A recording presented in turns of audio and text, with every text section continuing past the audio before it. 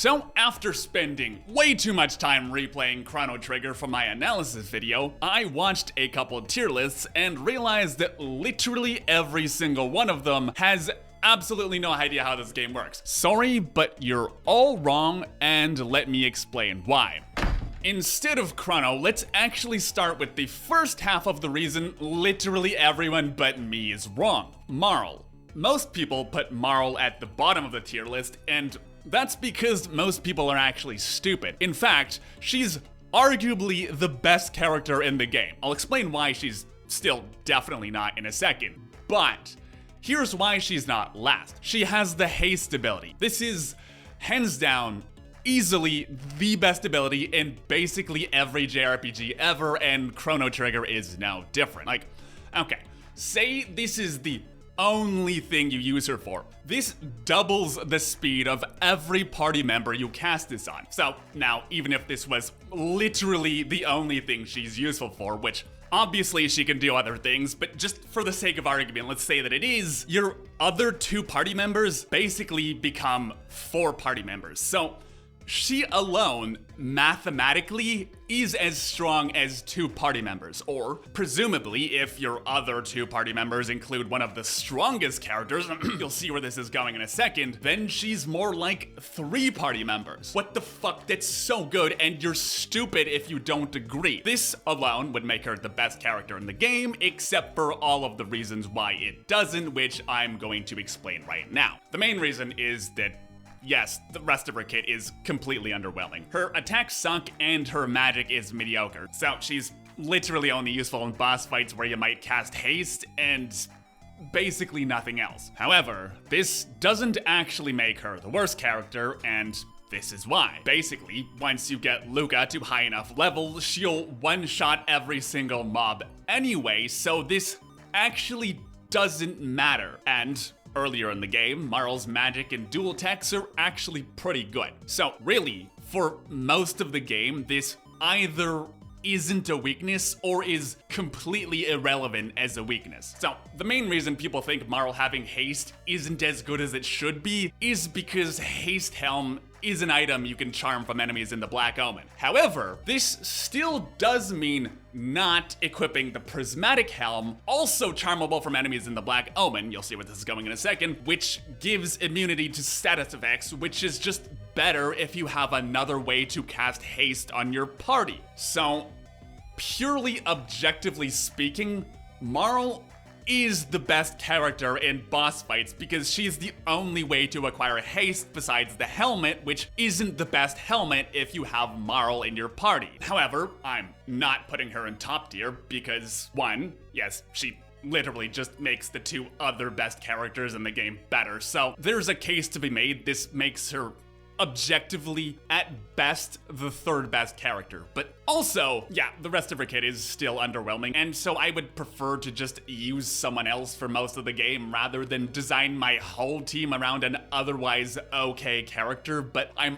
also not putting her in bottom tier, and here's why. Bottom tier is where characters that have no merit go, where you would be objectively better off just using a different character, and that is not Marle. Marle is situationally the single best character in the game, so for that, we are putting her up in B tier. Next is Chrono, and you should probably see this one coming if you're at all familiar with JRPGs, but he's going in B tier as well for being the ultimate jack of all trades. Not only does he do everything to like a pretty good standard, he has about half of the game's triple attacks, making him a good party member for basically any situation. This is somewhat overshadowed by the fact that most of the game's triple attacks are a little underwhelming, literally just combining random abilities that aren't even the character's strongest, but Chrono's physical damage is strong, his magic is okay, and he gets the fucking revive spell. I actually want to put him down in D tier just for being so goddamn boring. Like,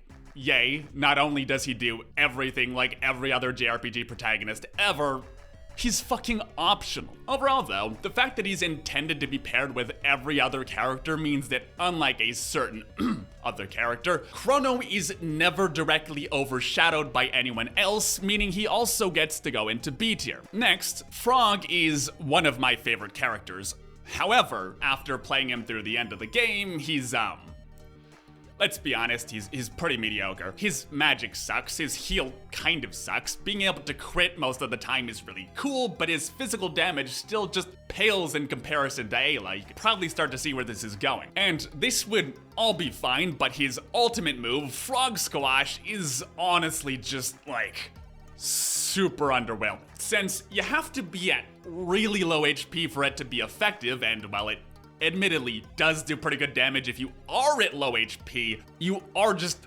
literally not allowed to use it a lot of the time because you will need to heal to a reasonable amount at some point during boss battles, particularly the last one. I was using a party of him, Luca, and Ayla, and his best dual attack with them is Frog Flare with Luca, and like 80% of the time it barely did more damage than Luca's Flare by itself. So he's going in C tier. Next, Robo is, along with Chrono, the other jack-of-all-trades character. He just kind of does, like, everything and does it pretty well. God, what else do you even say about him? His magic is good and hits the entire screen, and it combos with several other characters really well. He's got his punch and robo tackle. Basically all of the secret triple text in the game for some insane reason include him. It's almost like this dude was originally meant to be the main character, but got sidelined by an upside down mop wearing a karate gi because of anime reasons. Sadly, Robo is also going in B tier because he's just really not the best at anything. Luca's magic is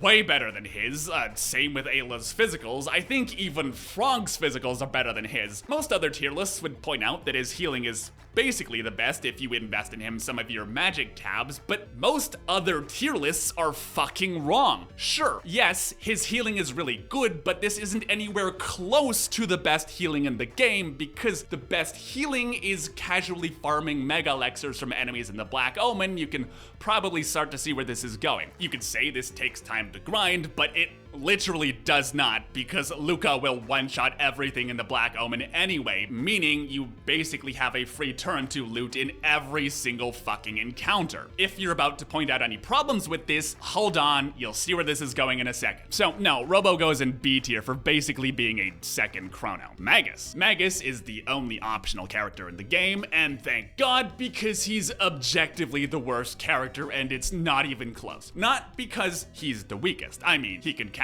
every single element. He has a move that just fucking deletes enemies. Surely he can't be that bad. Well, for one, he can't use dual attacks. Sure, he has some of the coolest optional triple attacks. I'm not sure this makes narrative sense because the reason he can't use dual attacks is because he's an antisocial loser, but whatever. Triple attacks don't really matter because the only time they're actually useful is in places where you can't really use them anyway on account of needing to heal. The other thing though is that none of his magic matters one fucking bit when you have Luca. He can cast every element. Okay. How many enemies actually have relevant elemental weaknesses and don't just die to flare? Oh, he can delete mobs? Good thing none of the other characters will just one-shot every mob by the time you actually get Magus as a character. Oh, wait. Speaking of which, Luca is easily A tier because she has the best magic in the game and it's not even close. By the end of the game, the fastest way to deal with anything, random encounters, bosses, whatever, is just by equipping Luca with a gold stud and casting flare on literally everything you see. This thing, flare. These rhinos, flare. This set of wall monsters, flare. Lavos, keep going. And that's without buffing her to be even stronger.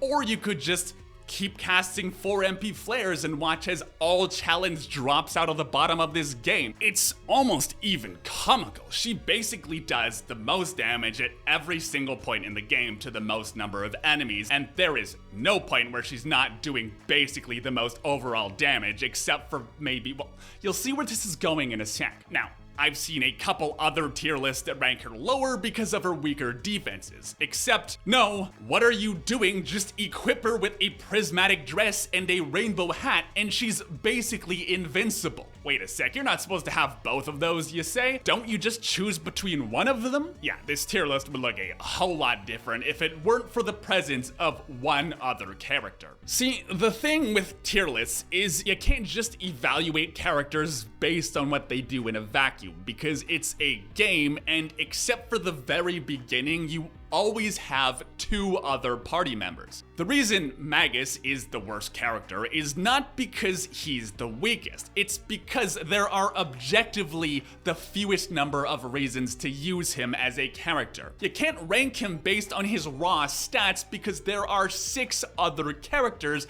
and you have to pick 3. One of whom is strictly better than him on every metric that matters. Likewise, literally almost every character in the game has had their position rearranged because the objectively strongest way to play the game changes because of Ayla. What's that? Luca has low defense and she dies really fast? I literally have no idea what you're talking about. Buff Robo's magic with a few tabs and he has the best healing in the game? No, he doesn't, because the best healing in the game is actually farming Mega Elixirs with Ayla. It takes time to farm those? Not with Luca in your party. Remember, if Ayla is in your party, then Luca is invincible. This is what I mean when I say that Ayla fucks with the position of every other character. Is Marl the best or worst character in the game?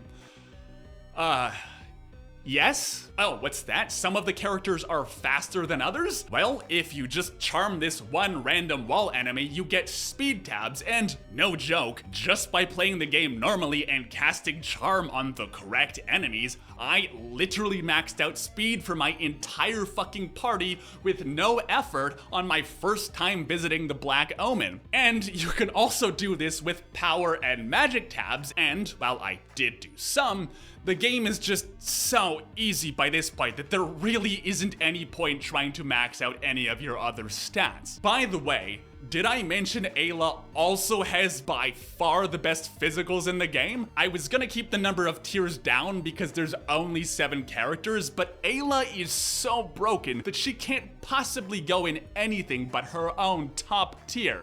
Unless we do this. Yeah, that's better. So, there we have our tier list. Ayla is queen with her tail and big step on me boots, and if you have her, you might as well put literally anyone else in your party because every other decision you could make at that point is completely trivial in comparison. I'd say leave your opinions in the comments below, but if you disagree with me, I'm sorry, but you're wrong. You're just objectively wrong. Thank you so much for your time, friends, and I'll see you in the next video.